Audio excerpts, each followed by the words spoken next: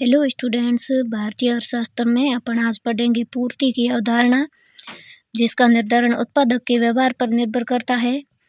उत्पादक का व्यवहार जिस प्रकार से उपभोक्ता के व्यवहार का अध्ययन मांग के नियम के आधार पर स्पष्ट किया जाता है, उसी प्रकार उत्पादक के व्यवहार का अध्ययन पूर्ति के नियम के द्वारा स्पष्ट किया जाता है।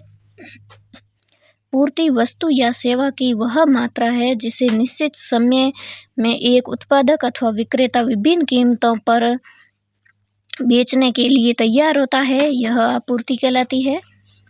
पूर्ति का नियम अन्य बातें स्थिर रहने पर किसी वस्तु की कीमत और उसकी आपूर्ति के मध्य धनात्मक अथवा सीधा संबंध पाया जाता है। अर्थात पूर्ति का नियम यह स्पष्ट करता है कि किसी वस्तु की कीमत में वृद्धि होने पर उसकी आपूर्ति में भी वृद्धि होगी और ठीक इसके विपरीत वस्तु की कीमत में कमी होने पर इसकी आपूर्ति में भी कमी आती है। अतः पूर्ति का नियम वस्तु की कीमत और वस्तु की आपूर्ति के मध्य सकारात्मक संबंध की व्याख्या करता है।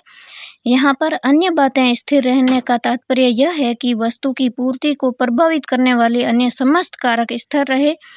पूर्ति के इस नियम को निम्न काल्पनिक तालिका एवं रेखाचित्र के द्वारा स्पष्ट किया जा सकता है। ये इसकी तालिका है।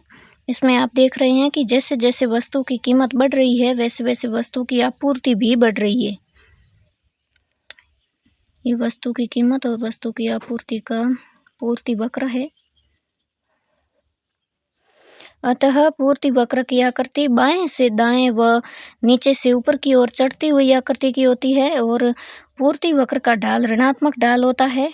उक्त अध्ययन के आधार पर अब हम बाजार में वस्तु और सेवा की कीमत और मात्रा का निर्धारण स्पष्ट कर सकते हैं।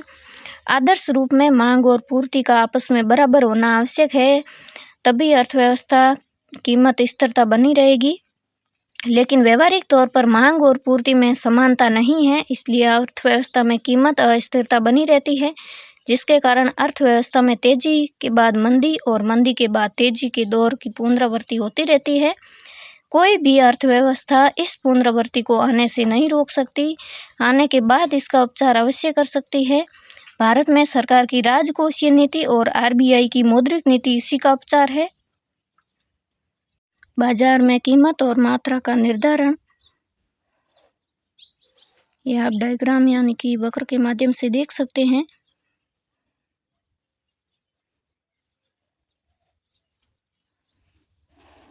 उक्त रेखा चित्र के अनुसार बाजार की मांग और पूर्ति की शक्तियों के आधार पर वस्तु की ओपी कीमत और उसकी ओक्यू मात्रा निर्धारित की गई है। बाजार की स्थितियां, बाजार व्यवहारिक सिद्धांत में मांग या फिर पूर्ति, बाजार की दो स्थितियों में मांग बढ़ने पर कीमत स्तर में वृद्धि होगी, उत्पादक को लाभ होगा, निवेश में वृद्धि होगी। निवेश में वृद्धि होने से रोजगार में भी वृद्धि होगी और कीमत स्तर में भी वृद्धि होगी, जिससे जीवन स्तर सुधरेगा और आय में वृद्धि होगी। इसका दूसरा स्तर है कि मांग में कमी और पूर्ति में वृद्धि, यानी कि कीमत स्तर में कमी होगी, उत्पादक को हानि होगी, निवेश में कमी होगी, बेरोजगारी बढ़ेगी, कीमत स्तर बढ़ेगा और जीवन स्तर में भी गिरावट आएगी।